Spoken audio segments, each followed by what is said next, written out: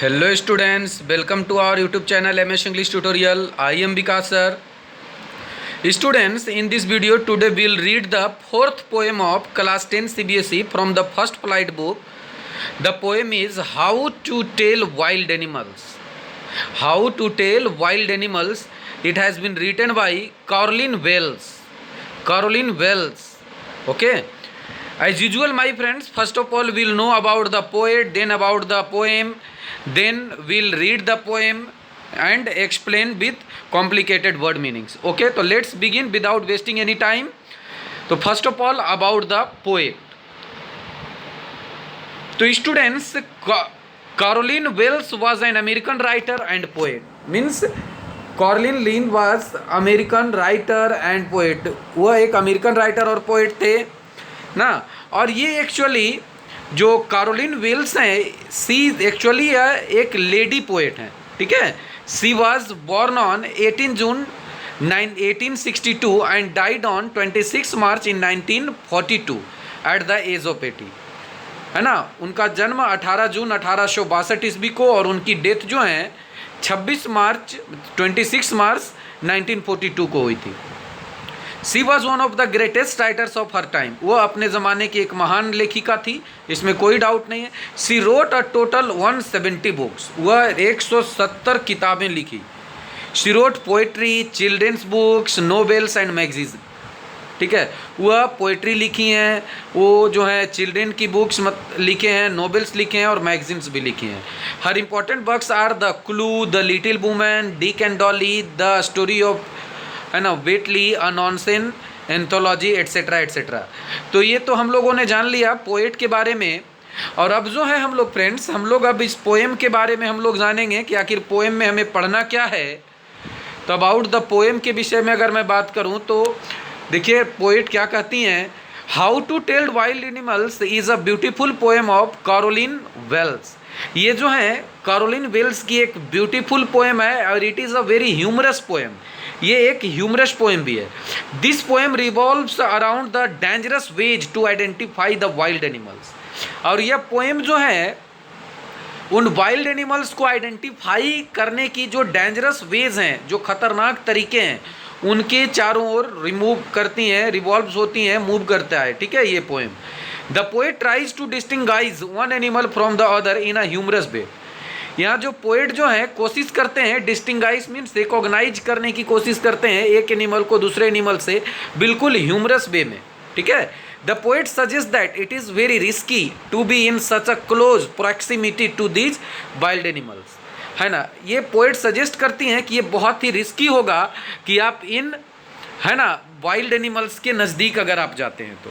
है ना. प्रॉक्सिमिटी का मतलब होता है presence. It is a very interesting word. देखिए डिफ़िकल्ट वर्ड मीनिंग जितने भी होते हैं कोशिश करिए उसे आप अपने नोटबुक में लिखने का, क्योंकि फ्यूचर में आपको एक अच्छे वर्ड और एक अच्छा सेंटेंस ही आपको ज़्यादा काम आती है. ठीक है. तो अच्छे वर्ड्स का कलेक्शन आप करते रहिए. है ना. मैं हमेशा आपके साथ हूँ, हमेशा हेल्प करता रहूँगा. ओके. तो now let's begin the chapter how to tell wild animals. देखिए how to tell wild animals का मतलब हो रहा है कि आप वाइल्ड एनिमल्स के बारे में आप कैसे बताएंगे या फिर आप उसे कैसे पहचानेंगे. ठीक है. कैसे आइडेंटिफाई करेंगे. तो लेट्स बिगिन द चैप्टर. है ना. What the writer, what the poet says, you can say. Okay. तो स्टार्ट करता हूँ. If ever you should go by chance. देखिए बहुत ही बेहतरीन. सबसे पहले ही बाई चांस का मतलब होता है suddenly. By chance means suddenly. ठीक है. तो यहाँ पे क्या कहते हैं, ध्यान दीजिएगा कि if ever you should go by chance to jungles in the east. Poet ये कह रही हैं एक, है ना, थ्रू दिस पोएम कि अगर आप कभी भी अचानक अगर आप पूर्वी में, है ना, पूरब में जंगल के क्षेत्र चले जाएं. तो यहाँ पर जो पूरब का जो आया है, ईस्ट जो आया है, इसका मतलब हो रहा है eastern part, eastern parts of the jungles in the world. मतलब वर्ल्ड के अगर आप ईस्टर्न पार्ट में जाते हैं, है ना, वर्ल्ड में बहुत सारे जंगल है पूरे वर्ल्ड में, लेकिन इस वर्ल्ड के अगर आप ईस्टर्न पार्ट में अगर कभी चले जाते हैं तो वहाँ पे कैसे आप आइडेंटिफाई कर पाएंगे वो इस बारे में बता रही हैं. तो कहती हैं if you ever should go by chance to jungles in the east and if there should to you advance, और अगर आप ये एडवांस मतलब अगर आप आगे बढ़ना चाहें, अगर आप आगे बढ़ना चाहे a large and tawny beast, और अगर आप आगे बढ़ना चाहे और अचानक आपको दर्शन हो जाए, है ना, किसका, a large and tawny beast का, एक मतलब बड़ा और टॉनी बीस्ट। देखिए टॉनी का मतलब होता है yellow brown colour, yellow brown colour, ये मीनिंग आप लोग नोट करते जाइएगा फ्रेंड्स। टाउन का मतलब क्या होता है, येलो ब्राउन कलर, है ना, ब्राउन एन यहाँ पे होगा, ठीक है। तो येलो ब्राउन कलर का अगर आपको टॉनी बीस्ट मिल जाए, बीस्ट मीन्स एनिमल, अगर मिल जाए, और ये फिर रोर्स एट यू, अगर वो आप पे क्या करता है, गुर्राता है, चिल्लाता है, दहाड़ता है, एज यू आर डाइंग, और ऐसा लग रहा होता है कि अब आप मरने वाले हो, ठीक है, तो you will know it is the Asian lion, तो आप ये समझ जाएंगे कि वो कौन है भाई, तो एशियन लायन है। तो देखिए अगर मैं फर्स्ट स्टैंजा की बात करूं तो फर्स्ट स्टैंजा में उन्होंने क्या बताया कि अगर आप कभी ईस्टर्न जंगल में जाते हैं वर्ल्ड का, और अगर आपको एक बड़ा और टॉनी बीस्ट अगर मिल जाए जो येलो ब्राउन कलर का होगा, अगर ये मिल जाए और अगर वो आपके ऊपर दहाड़ता है और आपको फील हो कि अब आप मरने वाले हो, डाइंग, यहाँ जो डाइन लिखा है फ्रेंड्स, इसका मतलब हो रहा है डाइंग, DYING, DYING। देखिए यहाँ पर एक बात बता देता हूँ, जब डाई, देखिए डाई का मतलब मरना होता है, लेकिन जब डाई को अगर हम वर्ब की फोर्थ फॉर्म में चेंज करते हैं ना, तो ये ई को हम रिमूव कर वहाँ पर वाई ले आते हैं, देन वी ऐड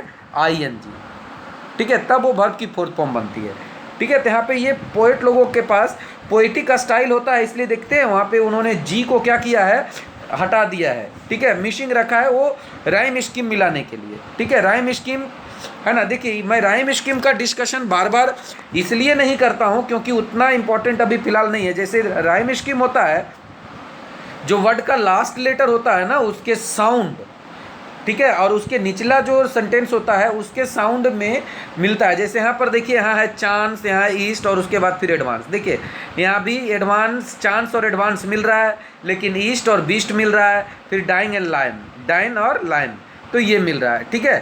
तो ये आपको अच्छे से क्लियर हो रहा है, ठीक है फ्रेंड्स। तो यहाँ पर फर्स्ट स्टेंजा में हम लोगों ने ये देखा कि आखिर एशियन लायन को कैसे पहचानेंगे, तो बड़ा होगा, टॉनी बीस्ट होगा और वो दहाड़ेगा, ऐसा फील होगा कि अब हम मरने वाले हैं, हम लोग जान जाएंगे कि वो क्या होगा भाई, तो एशियन लायन होगा, ठीक है। Now we go head. अब क्या कहती हैं पोएट कि और if some time when roaming around, roaming का मतलब होता है, देखिए वॉकिंग कर सकते हैं, वॉन्डरिंग कर सकते हैं, रोम का मतलब होता है वॉक और वॉन्डर, मतलब कहीं घूमना, टहलना, भटकना।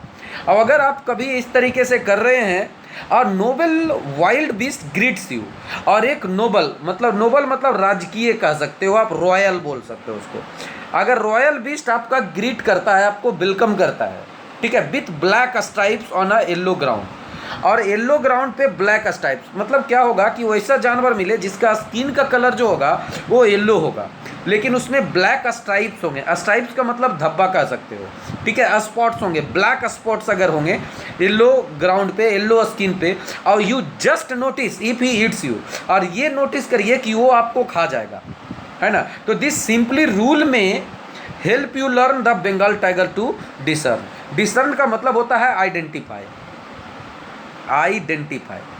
ठीक है। तो यहाँ पे पोएट क्या कह रही हैं कि अगर आप कभी, है ना, अगर आप कभी भी टहल रहे हो उस एरिए में, है ना, जिस जंगल के जो ईस्टर्न पार्ट में अगर आपको बताया गया, वहाँ आप टहल रहे हो, आपको एक रॉयल जंगली जानवर अगर आपका वेलकम, मतलब उनसे इनकाउंटर होता है, आप मिलते हैं, और जिनका स्किन कलर कैसा है, येलो है, और उस येलो पे क्या है, तो ब्लैक कलर का स्पॉट्स है, और अगर आपको ऐसा लग रहा है कि वो आपको खा जाएगा, तो ये सिंपल रूल आपको हेल्प करेगा जानने में, समझने में कि वो कौन होगा भाई, तो ब्लैक बंगाल टाइगर होगा, आप उसे आइडेंटिफाई कर सकोगे, ठीक है। तो इस तरीके से हमने देखा कि बंगाल टाइगर को कैसे आइडेंटिफाई किया जा सकता है, ठीक है, क्लियर। अब देखिए स्टैंजा नंबर में 3 की बात करने वाला हूँ। अब पोएट कहती हैं कि ईफ स्ट्रॉलिंग फोर्थ, अब अगर आप आगे बढ़ो, फोर्थ का मतलब फॉरवर्ड, और स्ट्रॉलिंग मतलब वही वॉकिंग कैजुअली, जैसे मान लीजिए टहलते टहलते आप आगे बढ़ जाए, और वीस्ट यू व्यू, और आपको एक वैसे एनिमल से सामना हो जाए whose hide with spots is pepper, देखिए यहाँ पर जो हाइड का मीनिंग हो रहा है, जनरली आप लोग हाइड का मतलब क्या जानते होंगे, जनरली आप हाइड का मतलब जानते होंगे छिपाना, लेकिन यहाँ पर हाइड का मतलब होगा स्किन, ठीक है, स्किन, ध्यान रखिएगा।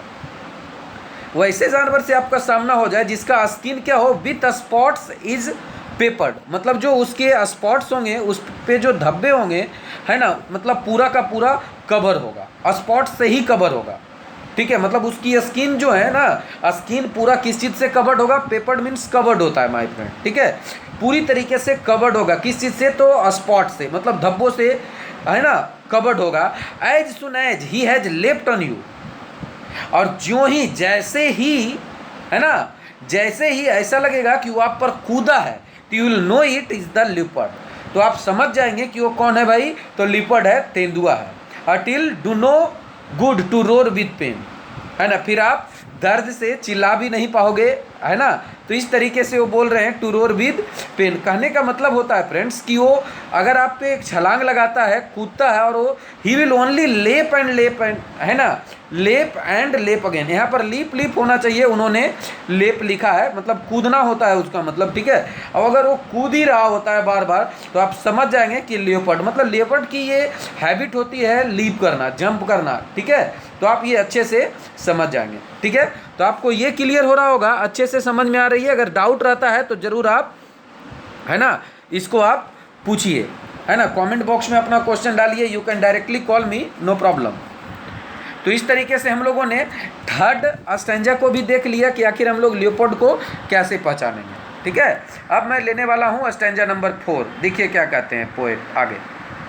अगला जो पोएट कह रहे हैं, ध्यान दीजिएगा, कि if when you are walking round your yard, और अगर आप कभी अपने यार्ड के चारों ओर टहल रहे होते हैं, मतलब अपने एरिया में टहल रहे होते हैं, मतलब उसी जंगली क्षेत्र में ही आपका जो एरिया है, यार्ड है, अपने आंगन कह सकते हो उसको, अगर आप उधर टहल रहे होते हैं और you meet a creature there, और अगर आप वहाँ किसी क्रिएचर से मिल जाते हैं, प्राणी से मिल जाते हैं, मतलब एनिमल की ही बात हो रही है, जंगली एनिमल की ही, वाइल्ड एनिमल की ही बात हो रही है, who hugs you very very hard, जो आपको हग कर लेता है ना, आलिंगन कर लेता है बहुत ही हार्ड, तो be sure it is a bear, कि वो कौन हो सकता है, तो बियर होगा, भालू होगा।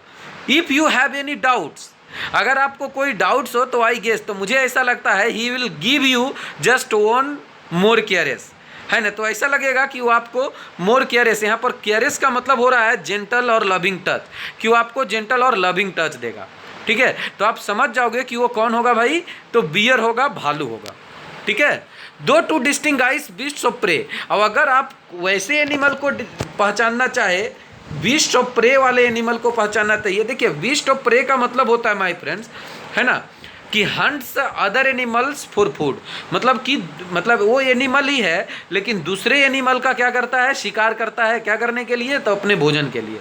अगर इससे आप अंतर करना चाहे और पहचानना चाहिए, है ना, अगर आपको ऐसा पहचानना हो तो नोवाइस माइट नन प्लस, तो क्या होगा, है ना, कि देखिए यहाँ जो नोवाइस का मीनिंग होता है, नोवाइस का मीनिंग होता है, मतलब कह सकते हैं ना कि someone new to a job, मतलब कि कोई जो है नया हो। जैसे मान लीजिए कोई एक नया इंसान है जो जानवर के बारे में नहीं जान रहा हो, और अगर वहाँ जाएगा तो वो इंसान क्या होगा, नन प्लस हो जाएगा, मीन्स कन्फ्यूज हो जाएगा, है ना। तो नोवाइस का मतलब क्या हो गया, समवन, है ना, new, NEW, new to job, जो नया इंसान हो। और ये जो नन प्लस है, इसका मतलब होता है कंफ्यूज्ड होता है, सरप्राइज्ड होता है ना, पजल्ड होता है, मतलब कंफ्यूज हो जाना, ठीक है। तो आप कंफ्यूज भी हो सकते हो। The crocodile you always may tell from the hyenas thus, तो क्रोकोड आपको हमेशा लगेगा कि ये क्रोकोडाइल होगा, है ना, अगर हाइना नहीं तो क्रोकोडाइल होगा। तो एक चीज़ यहाँ पर राइटर पोएट ने क्लियर किया कि हाइनाज कम विथ मेरी स्माइल, जो हाइना जो है वो मुस्कुराते हुए, मतलब मेरी स्माइल्स के साथ, ब्यूटीफुल स्माइल के साथ आएगी, लेकिन इफ़ दे वीप, और अगर वो रो रहा है तो समझ जाइए कि क्रोकोडाइल से। तो बहुत ही फनी है ना, मुझे तो बहुत ही फनी लगता है, आप लोगों को भी लग रहा होगा कि आखिर क्या है ये सभी पढ़ने का, है ना। तो देखिए इस चैप्टर अगर आपके बुक में शामिल किया गया है तो, है ना, तो आपका NCERT बोर्ड जो है वो कुछ सोचकर ही शामिल किए होंगे। मैं बात करूंगा अभी, फिलहाल पहले देख लेता हूं। लास्ट स्टेंजा है हमारे सामने कि the true chameleon is a small, जो ट्रू कैमलियन होता है, कैमलियन का मतलब होता है गिरगिट, जिसे आप मतलब कह सकते हो ना लिजार्ड भी कहते हो, और लिजार्ड सॉर्ट ऑफ थिंग, मतलब एक प्रकार का लिजार्ड, एक प्रकार की छिपकली, लेकिन बड़ा साइज में। जैसे जो घर में होता है छोटा होता है, कभी कभी आपको घर में भी बड़े बड़े गिरगिट देखने को मिल जाते हैं some time. He hasn't any ears at all, उसके पास कोई कान नहीं होता, बिल्कुल भी नहीं होता, ठीक है, और नॉट अ सिंगल विंग, और कोई पंख भी नहीं होता। If there is nothing on the tree, है ना, अब अगर पेड़ पे कुछ नहीं है और ऐसा क्रिएचर आपको दिखे जिसके ना ही कान है ना ही पंख है, तो इट, है ना, क्या लिखा है, टिस द किमलियन यू सी। तो यहाँ पर टिस का मतलब हो रहा है इट इज़ द किमलियन, कि मतलब आपने किसको देखा है, तो किमलियन को ही देखा है, गिरगिट को ही देखे हैं, ठीक है, इसका मतलब इट इज होगा, ठीक है। ये पोएट का स्टाइल है वैसा लिखना, ये ओल्डन स्टाइल में लिखा जाता है इस तरीके से। तो देखिए अब मैं बात करने वाला हूँ कि अगर अभी आप लोग को लग रहा होगा कि आखिर ये पढ़ना आखिर क्यों है, इस पोएम से पढ़ने से फ़ायदा क्या होगा, तो देखिए इस पोएम का मेन मैसेज यही है फ्रेंड्स, कि इस तरीके का रिस्क कभी लेना ही नहीं चाहिए, क्योंकि जंगल में जाएंगे तो आप गारंटी नहीं है कि आप बच पाओगे, ठीक है, क्योंकि बहुत सारे वाइल्ड एनिमल्स होते हैं जो डेंजरस होते हैं ऑलरेडी। हालांकि देखिए यहाँ पे पोएट ने पोएम के स्टार्टिंग में ही उन्होंने यहाँ पर लिख दिया है, ध्यान देंगे कि this humorous poem suggest some dangerous ways to identify, मतलब ये क्या है, डेंजरस वेज है ना, तो ऐसा आप नहीं कर सकते, है ना, क्योंकि ये आपका जान का खतरा हो सकता है, ठीक है। तो इस तरीके से हमने देखा कि आखिर देखो, तो यहाँ पर कहने का मतलब ये हो गया कि हम लोगों ने कुछ एनिमल्स दिखाया यहाँ पे, जैसे हमने एशियन लायन हो गया, बंगाल टाइगर हो गया, ल्यूपर्ड हो गया, बियर हो गया, हाइनास, क्रोकोडाइल और किमलॉन। तो इन सभी के बारे में हम लोगों ने जाना कि आखिर उसकी क्या एक्टिविटीज़ होती है, उनकी जो बेसिक एक्टिविटीज़ हैं वो क्या है, उनकी ओरिजिनल एक्टिविटीज़ क्या है, ठीक है। तो इस तरीके से इस पोएम का अंत होता है ना। और इसके फिर जैसा कि एज यूजुअल मैंने हर चैप्टर में ये क्वेश्चंस रखा है, आप, है ना, इसे ज़रूर सॉल्व करिए।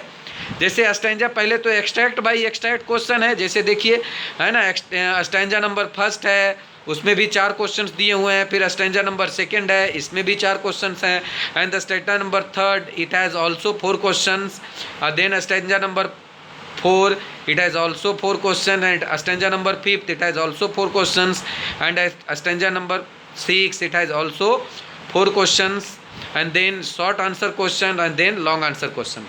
तो try to solve all the question my friends ना। तो इस वीडियो में फिलहाल इतना ही, मेरे ख्याल से आपको अच्छे से क्लियर हो गया होगा। और अगर क्लियर नहीं हुआ, किसी प्रकार का क्वेश्चन बच जाता है, तो you can just ask me, you can directly call मी, है ना, I will immediately respond your comments, okay. तो इन दिस वीडियो, है ना, फिलहाल इतना ही रखता हूँ मैं। तो till then bye bye, all the very best, good luck. If you like my video please press the like button and keep sharing my friends, जितना ज़्यादा हो सके फैलाइए इस वीडियो को, ताकि और भी सारे बच्चों को इसका फ़ायदा मिल सके। All the very best, good luck, thank you.